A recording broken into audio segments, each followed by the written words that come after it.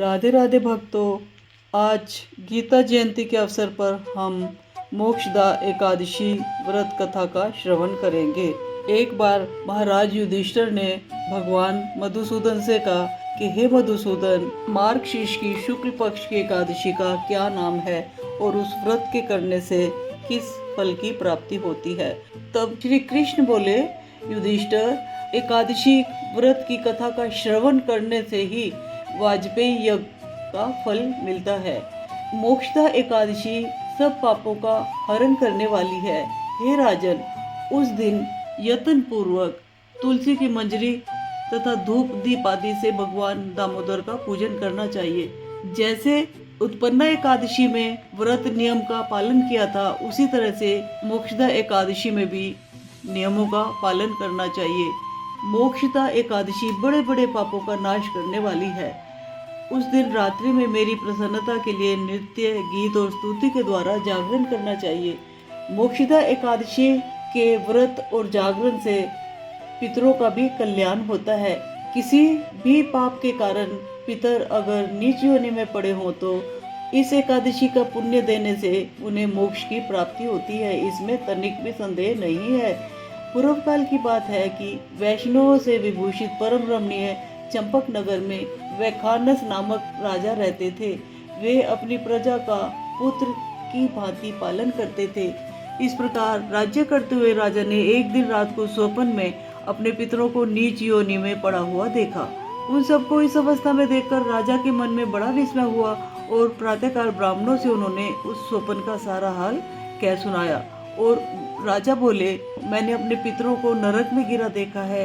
वे बारंबार रोते हुए मुझसे कह रहे थे कि तुम हमारे तनुज हो, इसलिए हमें इस नरक से बाहर निकालो, हमारा उद्धार करो। हे द्विजवरों, इस रूप में मुझे पितरों के दर्शन हुए हैं। मुझे इससे चैन नहीं मिल रहा है।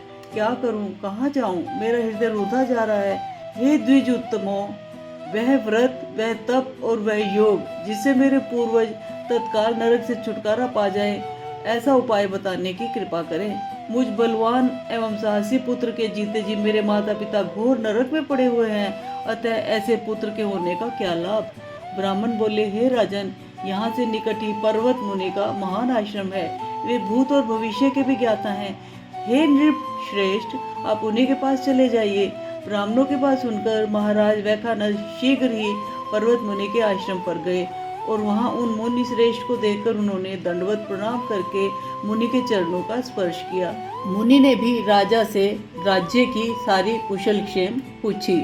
राजा ने कहा, हे द्विजवर, आपकी कृपा से मेरा राज्य दिनों दिन उन्नति कर रहा है और सब कुशल मंगल है, किंतु मैंने स्वप्न में देखा है कि मेरे पितर नरक में पड़े हैं। अतः मुझे बताइए किस पुण्य के प्रभाव से उनका वहां से छुटकारा होगा। राजा की बात सुनकर मुनि श्रेष्ठ पर्वत एक मुहूर्त तक ध्यानस्थ रहे। इसके बाद वे राजा से बोले, महाराज, मार्गशीर्ष मास के शुक्ल पक्ष में जो मोक्षदा एकादशी होती है, तुम सब लोग उसका व्रत करो और उसका पुण्य पितरों को दे डालो।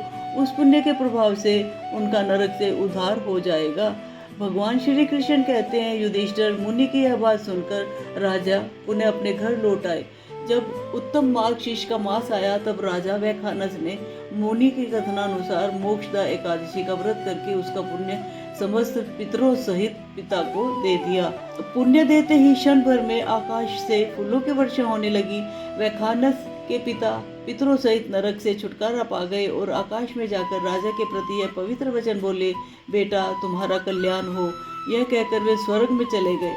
राजन, जो इस प्रकार कल्याणमयी मोक्षदा एकादशी का व्रत करता है, उसके पाप नष्ट हो जाते हैं और मरने के बाद वह मोक्ष प्राप्त कर लेता है।